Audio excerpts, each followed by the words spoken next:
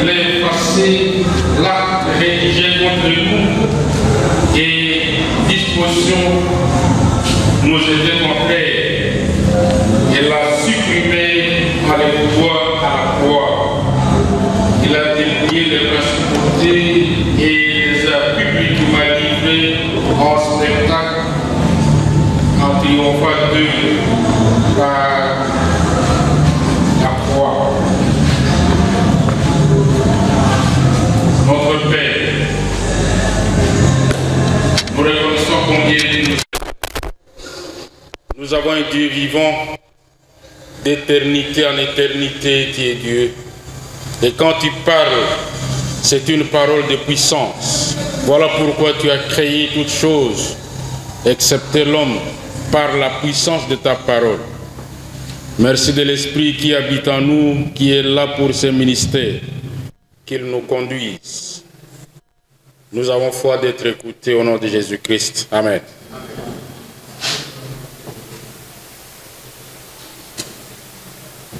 Nous vous saluons dans la paix et l'amour en Jésus-Christ. Si le pasteur dit je vais me présenter, je lui dirai que je ne me présenterai pas. Parce qu'il y a quelques jours, nous étions ici. À cause des visiteurs d'aujourd'hui peut-être, mais nous étions ici il y a quelques jours. Et on me connaît très bien. Alors celui qui ne me connaît pas, il n'est pas de la CK20. On va lui dire, mais retrouve l'adresse de ton père parce que tu ne connais pas ton père, toi aussi. Merci beaucoup de vos prières et aussi l'assistance des uns et des autres. En juillet, nous étions ensemble et Dieu a fait grâce que ce que nous sommes venus chercher était là. Et cette fois-ci, nous sommes pratiquement pour l'Église. Toute une semaine dans l'Église. La fois passée, c'était pour l'administration.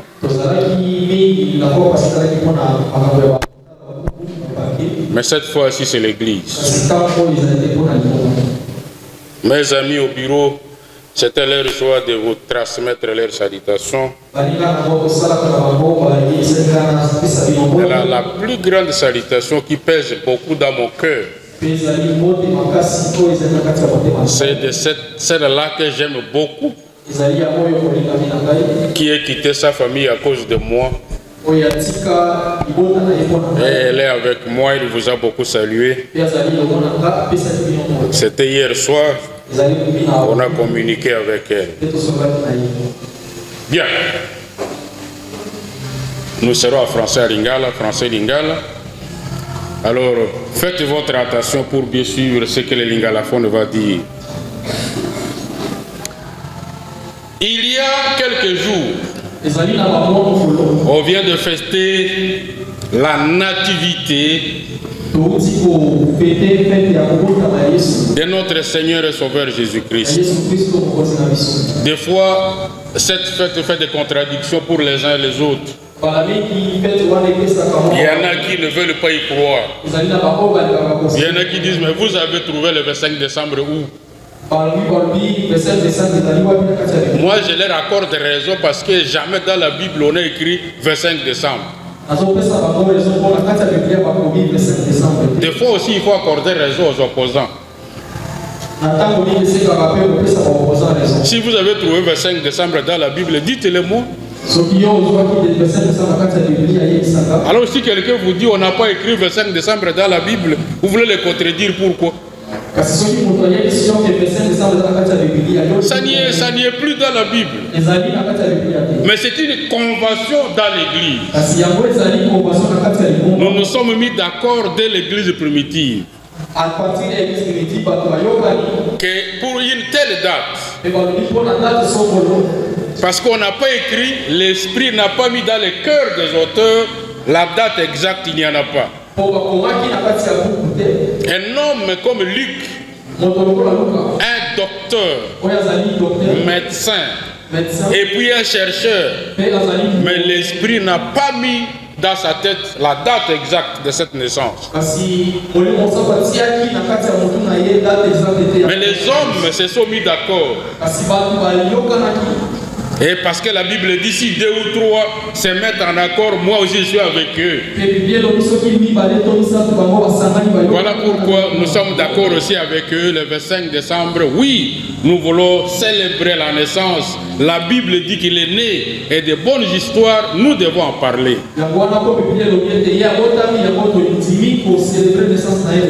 Et si quelqu'un vous dit Noël n'est pas biblique, acceptez quand même aussi que Noël n'est pas biblique. Et cette année où j'ai été invité pour prêcher de Noël, j'ai dit dans cette église, quand nous voulons célébrer le 25 décembre, la nativité, il y a 2 choses que nous devons éviter dans nos prédications et dans nos cantiques comme chorale et les cantiques d'ensemble.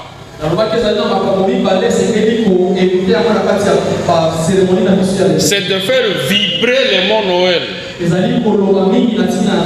Noël ne dit pas Jésus-Christ est né. Non, non, non, non.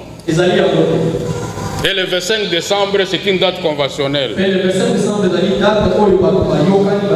Et ce que je dis là est vrai.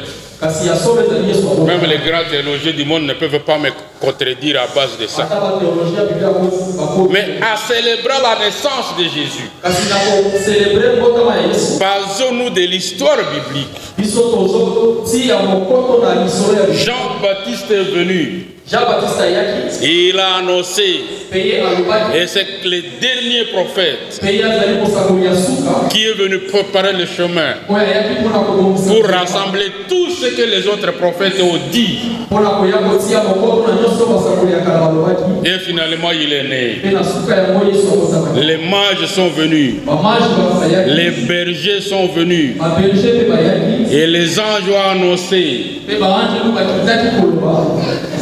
Nous avons raison de célébrer cette naissance.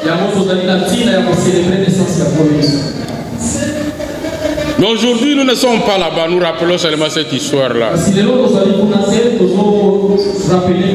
Parce que c'est une histoire que nous avons depuis l'école de dimanche. On nous en parle. Et nous avons écouté. Mais plutôt nous voulons aller plus loin. Quelle mission, pour quelle mission il est venu sur cette terre? Vous savez, quand nous parlons de l'église, oh, je m'excuse, on est en train de transmettre quelque chose. Moi, je n'avais pas un ordinateur pour travailler sur Flash. J'ai plutôt une petite tablette. Je n'ai pas introduit un message dans l'ordinateur. Suivez-moi alors. Il n'y aura rien là-bas. Parce que j'ai juste une petite tablette, je n'ai pas eu d'ordinateur la nuit. Ok. L'église, il y a ce qu'on appelle la forme. Mais aussi il y a le fond. Qu'on ne vous trompe pas de la forme. Même si les gens disent nous allons parler en langue. Même si on dit dans une église, on fait les choses, on marche les pieds à l'air, la tête en bas. Il y a des formes d'église aujourd'hui. Et que cela ne vous détourne pas. Mais il y a le fond dans l'église. Une chose vraie que nous devons saisir. Jésus-Christ est descendu sur terre. Il a quitté le ciel. Le contraire des choses que les hommes aiment. Il est descendu dans l'humilité, dans l'humiliation. Et il l'a accepté. Un Dieu adoré dans le ciel. Des myriades d'anges. Tout autour de son trône. Mais il a accepté de quitter et descendre. Logiquement, les hommes ne veulent pas la descente. Les hommes aiment monter. Que je devienne ce que je n'ai jamais été. Qu'on m'appelle tel avec un tel nom. Mais la Bible dit c'est lui qui s'abaisse sera élevé. Et celui qui s'élève sera abaissé. Et Jésus-Christ est descendu. Il s'est humilié. Et aussi il a été humilié. C'est qu'il y avait une humiliation volontaire que nous appelons humilité, mais aussi humilité causée, humiliation par les hommes. Mais il est venu, il s'est humilié. Pourquoi? Quelle mission sur terre? Aujourd'hui, les hommes de science veulent monter vers le ciel. Bon, pour qu'ils n'aillent pas provoquer la colère de Dieu pour descendre sur nous le plus vite que possible. Ils vont sur la Lune, mais aujourd'hui ils sont sur des planètes. Et j'apprends même qu'ils veulent voir est-ce qu'il y a une possibilité de vivre là-bas. Les hommes veulent aller plus loin. Mais Jésus-Christ, il est venu faire quoi sur terre? Et s'il y a une préoccupation pour vous dans l'église, apprenez à comprendre qui est Jésus et quelle est sa mission sur terre. Et ça, c'est votre préoccupation. Il y a l'église. Il y a du travail à faire dans l'église. Il y a des projets dans l'église. Il y a des ministères dans l'église. Et les hommes établissent beaucoup de ministères dans l'église, selon ce que dit la Bible. Mais notre grande préoccupation, c'est lui qui est descendu sur terre. Il est qui? Et il est venu faire quoi? Cet enseignement est si important que tous les ministères que nous organisons dans l'église, la connaissance de Jésus-Christ doit être notre plus grande préoccupation. Le connaître mieux et pour mieux le servir. Mais aujourd'hui matin, on ne va pas dire qui il est. Nous voulons découvrir ensemble qu'est-ce qu'il est venu faire sur terre. Qu'est-ce qu'il a fait pour moi et pour toi. Beaucoup de personnes souvent dans l'église connaissent mal cette partie de la Bible. Qui est Christ? Et il est venu faire quoi? Et ça va me maintenir dans l'église. Allez dans n'importe quelle église. Affiliez-vous à n'importe quelle église. Mais si vous n'avez pas une très bonne connaissance de qui est Jésus et qu'est-ce qu'il est venu faire sur terre, tu auras une forme dans l'église, mais au fond de toi il n'y aura rien. Tu seras comme un papillon qui voltige d'un arbre à l'autre. Et c'est ça ce que beaucoup de personnes font aujourd'hui. Aujourd'hui il est ici, après demain il est là, parce que c'est le papillon qui voit là où il y a la meilleure fleur. Et cette fleur ici a fané, il va quitter cette autre fleur pour aller sur une autre fleur. Et maintenant, posez la question à ces papillons. Maintenant, si toutes les fleurs de la région seront fanées, tu seras où? Un des livres qui nous parle mieux de Jésus, une des épîtres qui nous fait bien parler de Jésus, c'est l'épître aux Colossiens. L'histoire, une petite histoire nous dit que Colosse était une ville, une petite ville de Phrygie en Asie mineure. Comme si on dirait actuellement c'est la Turquie. À 160 km à l'est de Fès. Paul n'a pas fondé une église là-bas.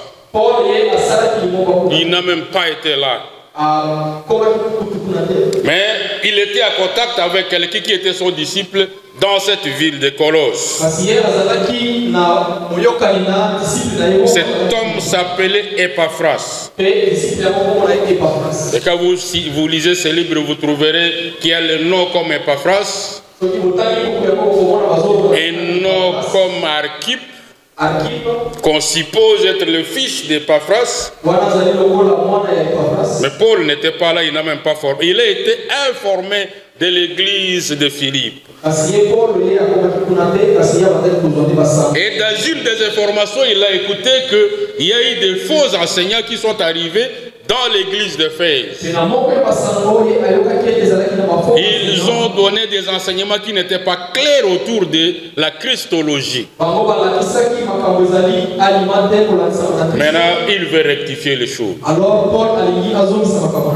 Et je répète en disant que, en venant dans l'église, votre préoccupation, la plus grande préoccupation pour moi en tant que membre de l'église doit être celle de savoir qui est Jésus et qu'est-ce qu'il est venu faire sur terre. Là, je me sentirai à l'aise pour accomplir d'autres ministères et puis m'engager pour d'autres projets dans l'église. Ne restez pas dans l'église pour des formes, tout simplement. Nous sommes des anciens de l'église. C'est bon. Nous sommes des pasteurs. C'est bon. Nous avons des écoles pastorales. C'est une bonne chose. Et on a dit que dimanche prochain, nous allons consacrer d'autres pasteurs. C'est une bonne chose. Mais à condition, on a dit, à condition qu'ils réussissent. Je ne sais pas qu'est-ce qui va se passer dans la suite si ce n'était pas ça. Christ est venu sur terre. Un homme allemand, un astrologue allemand dans l'histoire a dit ceci. Un astrologue qui va sur la Lune a fait beaucoup de choses.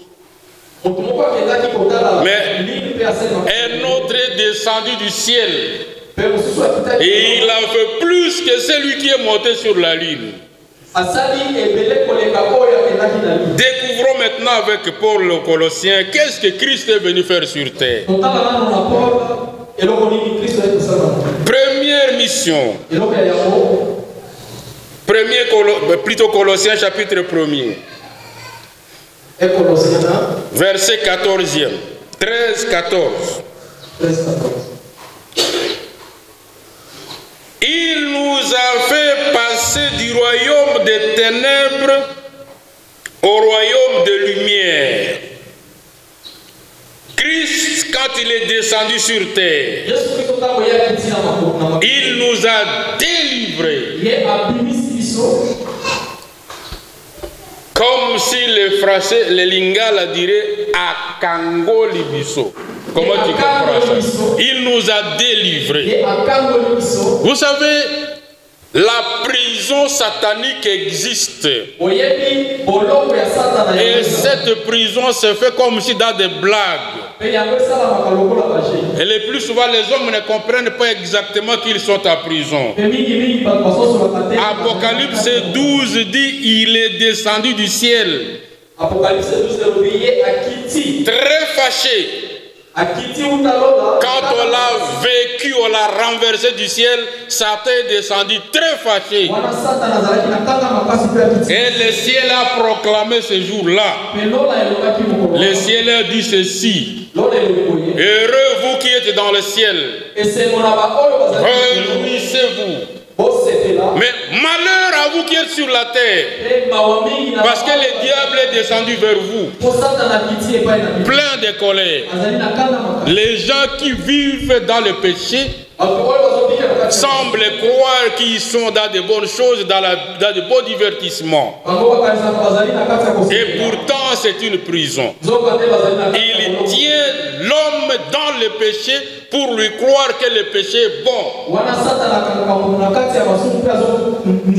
Alors qu'il est dans une prison. Et pour le faire passer dans la prison d'éternité. Il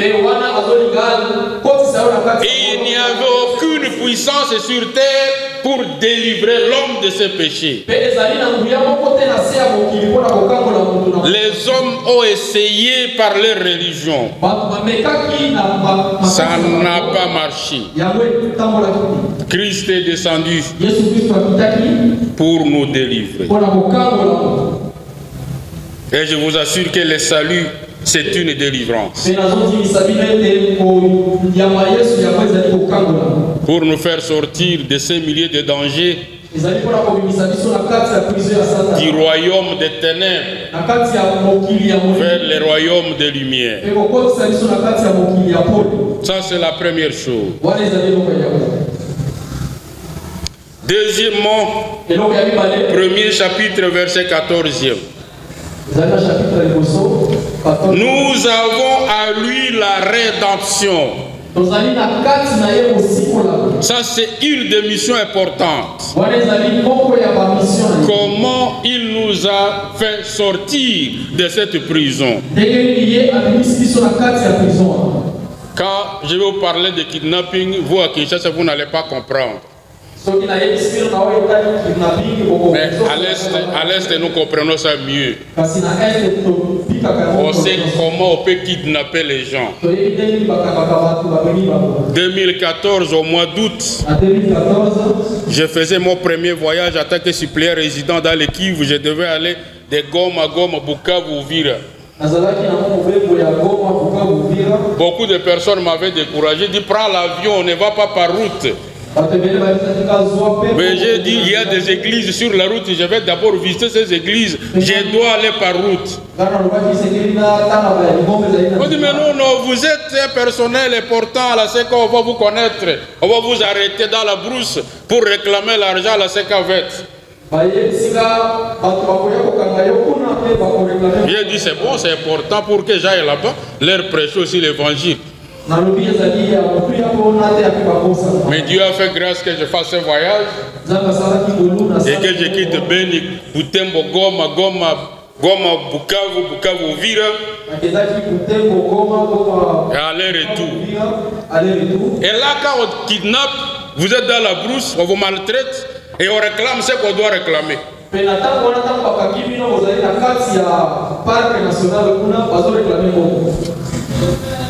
Et ce qu'on appelle rançon. Et nous étions kidnappés par Satan. Je parle du passé pour ceux qui sont déjà sortis de là. Mais j'informe ceux qui sont encore entre ces griffes que vous êtes encore kidnappés. Même si vous êtes membre d'une église locale de la CECA-VET, si vous n'avez pas encore été délivré, vous êtes en état kidnappé. Et c'est par la foi que Christ a payé pour nous le prix qu'on appelle rançon. La rédemption, c'est le fait de récupérer quelqu'un en payant un prix pour sa libération. Et il fallait que Christ paye le prix que nous ne pourrions même pas avoir. Il a pris le corps, il s'est sacrifié, en même temps sacrificateur. Et quand il a payé le prix, il nous a libérés. Et jusqu'à ce jour, quiconque croit obtient ses prix pour sa libération.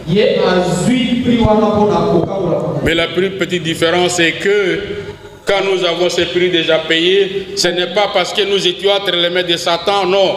Mais plutôt il a payé le prix à Dieu pour que la puissance de Dieu nous libère. Le prix n'était pas payé à Satan.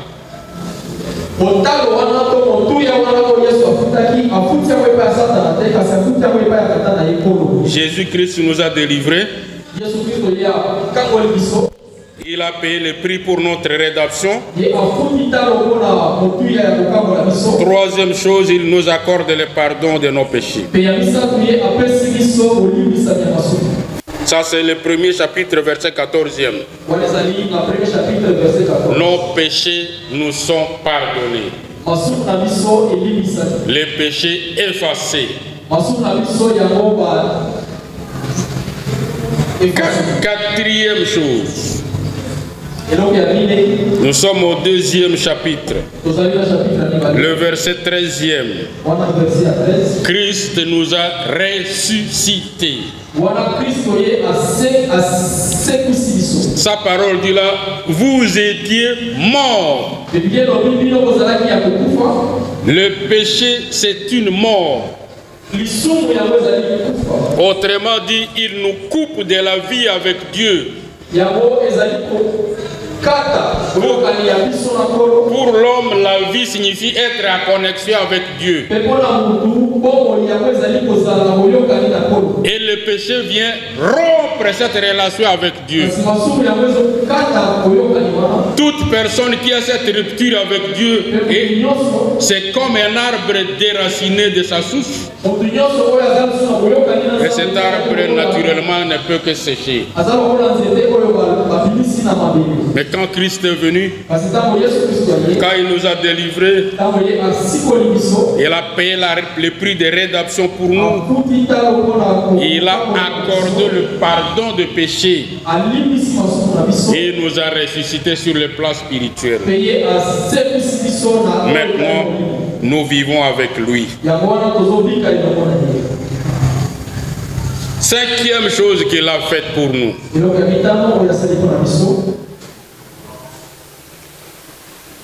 Le 2e chapitre au verset 14e dit ceci. Il a effacé l'acte rédigé contre nous. Il y avait déjà un acte rédigé contre nous.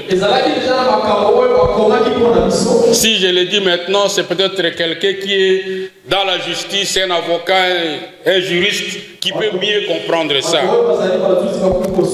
Vous savez que le fait que nous ayons quitté la gloire de Dieu, il y avait déjà un acte rédigé contre tout homme pécheur. Pour dire que vous êtes déjà loin de Dieu. Vous avez désobéi à Dieu. Vous avez commis une rébellion contre Dieu. Et que vous ne méritez plus le royaume de Dieu. Maintenant, il fallait un avocat qui puisse venir plaider la cause de ces gens-là. Et quand il est venu, Jésus-Christ, notre avocat sur le plan spirituel de la foi, il a retiré ce dossier pour tout le monde qui croit. Il a déclassé les dossiers de là où on l'a classé. Et pour dire finalement ce dossier est nul et sans effet. Parce que telle personne a déjà reçu le Seigneur Jésus. Vous savez que nous avons un accusateur. Et la Bible dit, il nous accuse jour et nuit. Il veut toujours ouvrir des dossiers à mon égard devant Dieu. Mes chers amis, vous ne connaissez pas la politique de Dieu, de Satan avec Dieu. Il vient devant son trône. Et quand on vous explique ça, vous allez vous demander, mais comment est-ce que Satan peut venir devant le trône de Dieu? Il gère toutes nos situations au jour le jour. Il va dire, mais monsieur, Dieu, toi aussi, tu connais celui qui prêche là aujourd'hui. D'ailleurs, la nuit, voilà ce qu'il a fait. Au lieu de prier, il a plutôt réfléchi d'une manière un peu désordonnée. Voilà ses faiblesses, voilà ses faiblesses, voilà ses faiblesses. Vous savez, tout ce qu'il fait, c'est de vouloir. Hein? Et les Swahili debout nous dit ceci. Et qu'on attend pour tout Tchongani à l'amour. C'est ça son travail. Voilà, tu ne vas pas trouver un terme exact pour dire que Tchongani, ça, tu ne vas pas trouver ça à Lingala. Ça, c'est une particularité de Bounia là-bas. C'est tout ce qu'il fait. Alors, quand Jésus-Christ est venu, pour quiconque croit, pour tout homme, il y a ce dossier-là. Que Satan dépose devant le trône de Dieu. Comme il est venu déposer aussi pour la cause de Job. Mais qu'est-ce qui s'est passé quand Christ est venu? Quand quiconque croit en Christ, on prend ses dossiers, on le regarde, et devant Dieu, Jésus-Christ va dire ces dossiers-là. Moi, j'étais mort pour ces dossiers. Nous allons retirer ces dossiers. On va déchirer. On verse dans le sang de Jésus. Et ça brûle complètement. Et moi, je suis libéré. Et maintenant, Christ m'a déjà défendu devant mon Dieu. Un avocat exceptionnel. Et qu'on n'arrive même pas à corrompre. Ce n'est pas la justice de ce monde. Des fois pour lesquelles on réclame. 6e élément. Chapitre 2e, verset 15. Christ nous a accordé la victoire sur la croix. Et quand vous lisez bien cette partie, ça attire un peu notre attention. Il a effacé l'acte rédigé contre nous et les dispositions qui nous étaient contraires. Il l'a supprimé à la croix. Il a dépouillé les principautés et les a publiquement livrés en spectacle en triomphant de la croix. Une victoire au-dessus de toute victoire. Nous avons maintenant une très grande victoire sur Satan et ses démons. Vous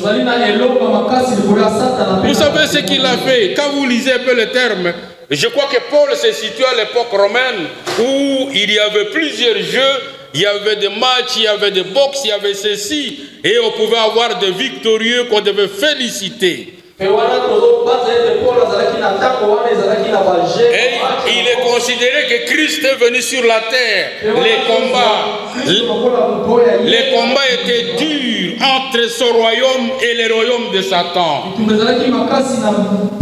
Satan voulait toujours l'attaquer pour annuler sa mission.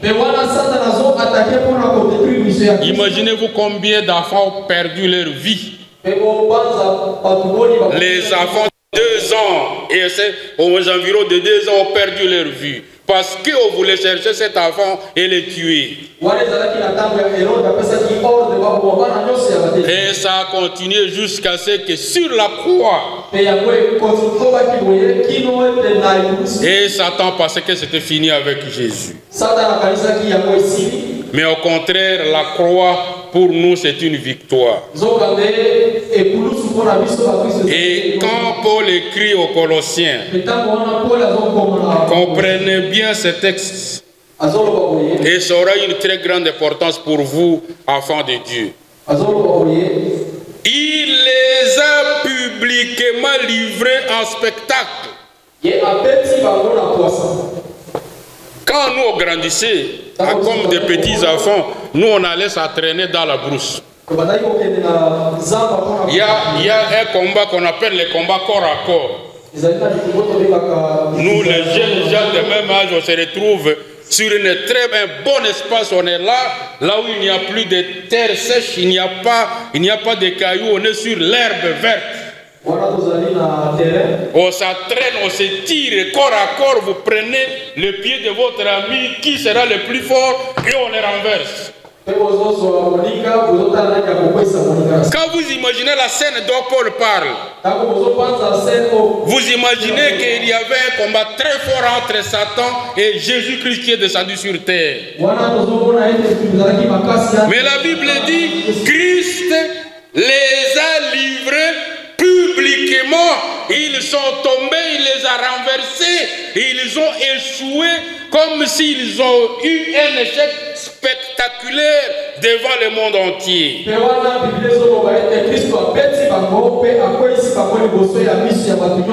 Et si c'était au monde, on allait lui donner, comment est-ce qu'on appelle ça, les médailles. Ça serait médaille d'or, hein? Mais je ne sais pas si au-dessus des médailles d'or il y a autre chose. Comme je ne suis pas sportif, je n'aime pas vraiment le sport. Mais je pense que médaille d'or, c'est la qualité la plus supérieure. On allait remettre ça à Jésus. Mais Dieu n'a pas remis ça. Mais au contraire, à Philippiens chapitre 2, le verset 9e, il a dit, il a reçu les noms qui est au-dessus de tous les noms. Et de façon qu'au nom de Jésus-Christ, tous genoux fléchissent et toute langue confesse qu'il est le Seigneur. Les retombées, la retombée de cela est vrai pour tout enfant de Dieu. Si vous avez déjà reçu Jésus-Christ, vous l'avez reçu vraiment dans votre cœur. Il est votre sauveur et Seigneur. Du fond de votre cœur, non pas de la forme. Cette victoire est aussi la vôtre. Il y a des chrétiens qui tremblent devant les démons. Un petit mouvement de démons, il est par terre, il fuit. Et on commence à chercher les pasteurs, s'il vous plaît, venez. La situation ne marche pas dans ma vie, dans notre maison, ça ne va pas. Écoute-moi bien, enfant de Dieu. C'est lui qui a la foi réelle en Jésus-Christ. C'est lui en qui nous avons placé notre confiance à renverser les royaumes de Satan. Même si Satan pouvait apparaître maintenant, il ne fera rien contre ses enfants. Et la seule puissance que nous avons pour encore renverser davantage ces royaumes, c'est le nom de Jésus-Christ. Et si nous proclamons ces noms dans la foi, Satan fuit, et il fuit sérieusement devant tout le monde qui déclare le nom de Jésus-Christ. Christ a accompli plusieurs missions pour nous qui sommes ses enfants. Il nous a délivrés. Et nous avons dit que le salut, être sauvé, c'est une délivrance. Et nous avons reçu à lui la rédemption. Nous avons dit combien la rédemption, c'est le prix qui est payé pour nous faire sortir de cette prison. Et Christ a payé de son sang pour nous faire sortir de ces lieux-là. Il nous a accordé le pardon des péchés. Il a effacé l'acte. Les dossiers qui étaient introduits pour la cause de tout un pécheur. Il a effacé, il a déchiré, il a brûlé. La croix, nous avons la victoire.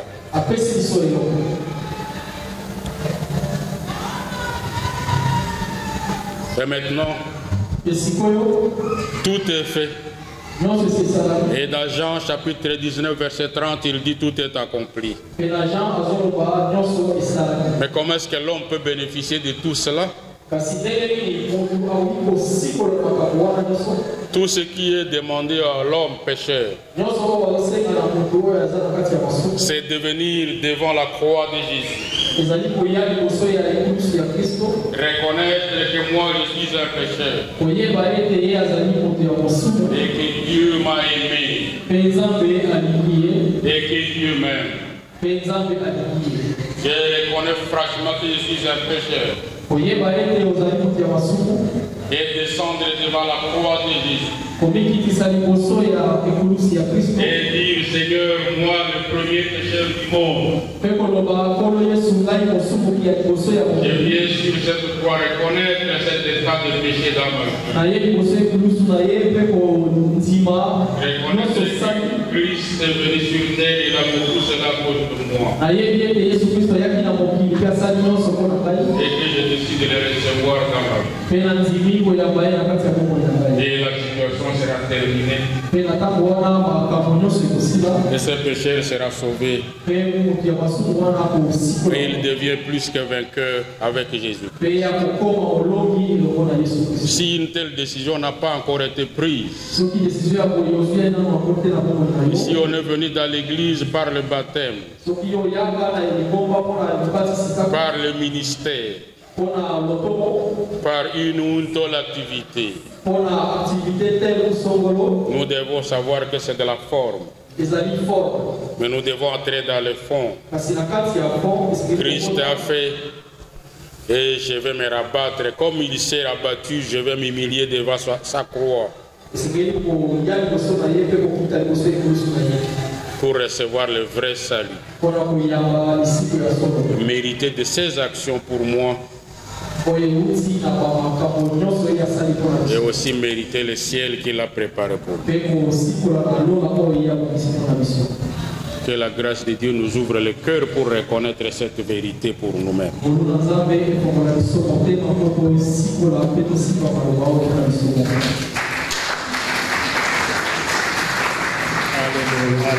Alléluia. Oui, pendant que tu acclames pour ces dieux, pour ces messages. Merci Père pour ton amour. Si tu n'avais pas aimé le monde, tu n'avais pas envoyé sur cette terre. Merci pour son acceptation. C'est dévié de sa gloire de devenir homme, le plus inférieur que tous les hommes sur cette terre. Il s'est abaissé jusqu'à la mort. Lorsqu'il disait à bien, si lui était permis de combattre avec Satan, il allait appeler seulement une seule légion parmi les anges et que le combat serait terminé. Mais la mission, c'était de nous sauver. La mission,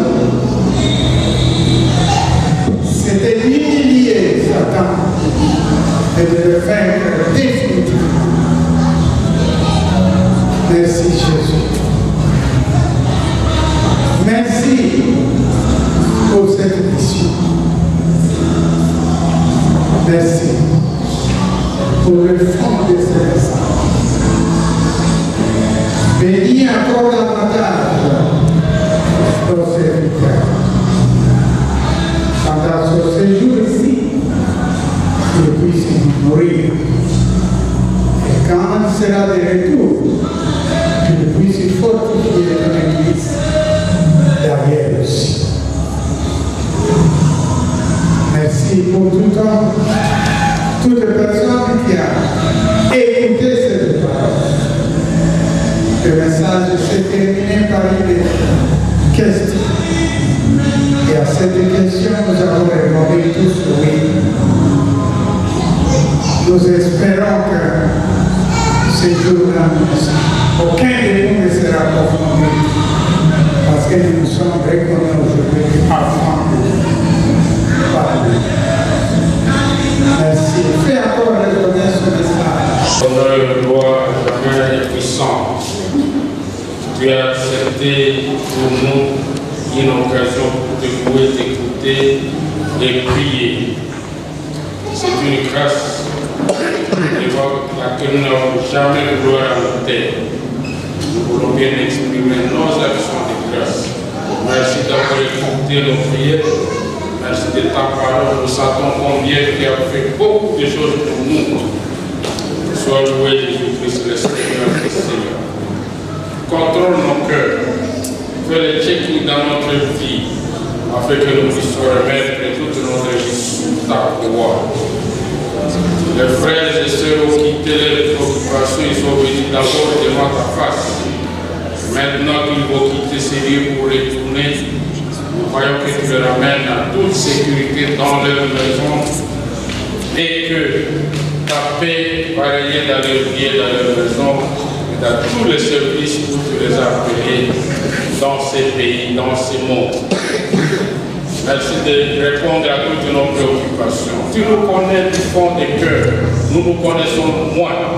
Merci de résoudre nos problèmes en tant que Dieu. Que la grâce de notre Seigneur Jésus-Christ et l'amour de Dieu le Père et la communion du Saint-Esprit soient partagés pour tout et chacun jusqu'à une autre rendez-vous ici, si tel est